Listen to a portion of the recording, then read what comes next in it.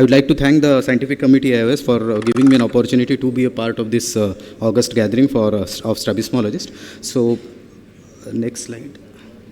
Oh, sorry. I'll start with two sets of cases. I mean, they were similar cases with almost the same angles of deviation, and a similar surgical dose was done, but the outcome was different. Now, this is a 20-year-old female who presented with outward deviation since 8 years. She had around 60 prism diopters of exotropia. She had right eye suppression, though you see more on the left eye as a squint, but she had right eye suppression, no refractive error, and the vision was good. So, we decided to do a 3 muscle surgery, lateral rectus, bilateral recession with right medial rectus resection. Unfortunately, after the immediate post-operative period itself, she had a residual of around 25 prism diopters. So the patient was dissatisfied. I actually advised re-exploration or re-surgery for her, but I think she came back to me after 3 months because I think she must have taken an opinion here and there ultimately. But then she was mentally prepared for surgery. We had option of either exploring the medial rectus in the right eye, which we had already resected, or go for the virgin muscle, which was the left eye medial rectus. We decide. I usually prefer the muscle which has not been touched to get, because the result will be much more predictable. So it was after the second surgery that we got a good alignment. Similar case, similar age group, but this time a male who had angle of around 60 prism diopters, good vision, no refractive error, and again we did a 3 muscle surgery in his case with left eye medial rectus resection, and we got a good outcome. In fact, he had around 5 prism diopters of overcorrection also, which we usually aim for in these cases. So now the other set of patients, a 25-year-old male, again he had a good vision, no refractive error, and a constant squint in the right eye. So we decided to do, he wanted to do surgery only on one eye, so we did a recess resect, but in spite of 2 muscle surgery, I had a residual of around 20 prism diopters in this case. So somehow I was able to convince the patient, and we decided to go for the second eye surgery. Again we did 2 muscles and to get a good alignment. A similar age group patient, this time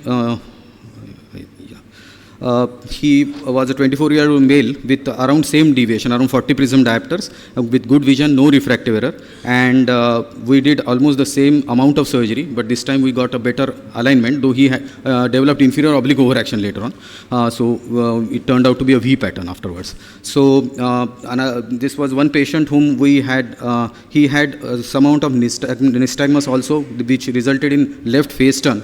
We did 3 muscle surgery, and not only that we got a good alignment, but also his face turn got corrected. I did a medial rectus resection also in his case in the left eye. Not only that the patient might be dissatisfied with the alignment, but sometimes even if the alignment is good, the patient may be dissatisfied with the eye looking small if you do a unilateral recess resect. Or always look for other causes of pseudo-exotropia like telecanthus in this case. So even if you get a good alignment, the patient might be dissatisfied. You need to tell this beforehand to the patient. So coming to preoperative planning for exotropia, preoperative evaluation includes a complete history, visual status and cycloplegic refraction, do a detailed sensory and motor evaluation, especially rule out any suppression, unilateral suppression or lateral concomitants. I will come to that point later on, why we need to do that, and also try to explore non-surgical options if they are possible, like orthoptic exercises and prisms. Though there are algorithms for surgery, like 1 millimeter in will correct around this much amount of prism diopters, but create your own algorithm because it differs from surgeon to surgeon. Some preoperative tips for exotropia surgery. Remember that a large deviation gets more correction per millimeter compared to a small angle deviation. Also, patient with fusional potential should be overcorrected. That's why you need to measure, look for fusional potential, because an adult who has a less fusional potential will look better with a small angle exo compared to overcorrected ESO. Also remember that constancy is more, constancy or intermittency decides whether we need to operate instead of the angle of deviation. Like if the angle is around 25 prism diopter of constant squint, it's better to operate compared to IDS who is, has a large angle but lesser frequency of the squint.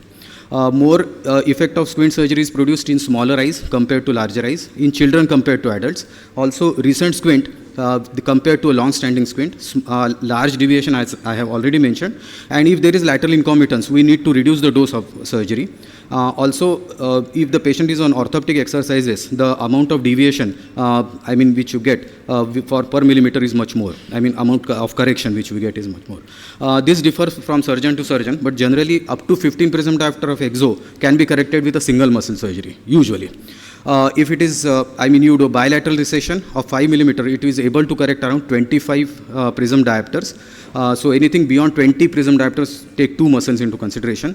The same applies for bilateral recession, for medial resection when you have already done a recession and you have not got a desired result. Recess resect of 5 millimeters will also produce around 25 prism diopters, though this varies actually. Remember that anything beyond 45 prism diopter of exo, it is better to do a 3 muscle surgery, and anything beyond 75 prism diopters, you need to go for 4 muscle. I usually don't do 4 muscle in one sitting. I usually keep 1 muscle later on. There are different kinds of squint which also determine the kind of surgery which we do. Basic type, when the deviation for distance and near is same, you do a unilateral recess resect or a bilateral recession, which I prefer. Divergence or pseudo-divergence excess, we go for bilateral recession. One important point is, if there is a basic exotropia, don't do only bimedial resection. Always do lateral rectus recession. That only will give you a desired result. So whether to aim for overcorrection or not, there is that's also a debatable topic. There are few clinicians who feel that you can keep orthophoria. I think my time is over. I will just go for the take-home points. Careful preoperative evaluation and surgical planning is important before we take a patient for surgery. Counseling and more chair time is required so that we can set realistic goals for the patient. Always point out the pseudo-exotropia if that is present and create your own algorithm. And if you get a suboptimal result, don't go in a denial mode. Accept it and explain the patient that a second surgery, if required, can be undertaken early. These are the references for my presentation. Thank you. Thanks, Dr. Rishikesh. That was wonderful, and the examples were very nice. So I think some very important, we will take 2 minutes for discussion, yes, and then later on we can see how much time we have. Some very important questions I think that everybody would have in mind while planning exotropia is what all to do in the pre-op evaluation. You highlighted doing the complete sensory evaluation also. Over there, I want to stress that many a times when the squint is long standing and the patient is coming to us quite late, they might have already developed the ARC. Yes. So planning for the correct angle according to subjective angle also matters. You also mentioned about lateral incompetence in the motor evaluation. You want to stress it now? Yeah, lateral incompetence actually, though we call it as a committant exotropia, there might be some amount of lateral incompetence. That is, we tend to measure in the lateral gazes or all positions of gaze. And if the deviation is less by 10 prism diopters in lateral gazes compared to primary gaze, we need to reduce the dose of the surgery which we might have planned otherwise. Otherwise, the patient will go into an overcorrection. So, yeah. So measure, like even primary gaze is 50 and in the lateral gaze it is 40. You plan for the undercorrection in those cases to avoid diplopia. You also were mentioning that one muscle surgery can correct up to 20 PD, right? Maximum. That was there. I think most of the people after 25 will operate on 2 muscles. Yeah, and more than 50, I think everybody is shifting to 3 muscles at least in the first sitting. So these are some of the considerations, and maybe recess resect versus bilateral recessions again is debatable, but everybody can titrate according to the type of the strabismus. I think that is important. Dr. Rohit, you would like to add a few points? Just wanted to say that overcorrections was discussed. So intermittent divergent squints are actually the toughest to manage. That's what we feel now, and as he's mentioned, it's increasingly, we're seeing far more exotropias than esotropias.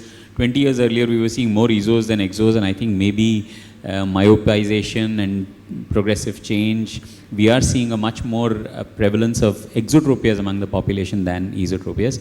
Overcorrection is generally what we follow now is that in an older patient, we do a slight overcorrection of about 5 to 10 prisms to catch the exo drift that these patients would have.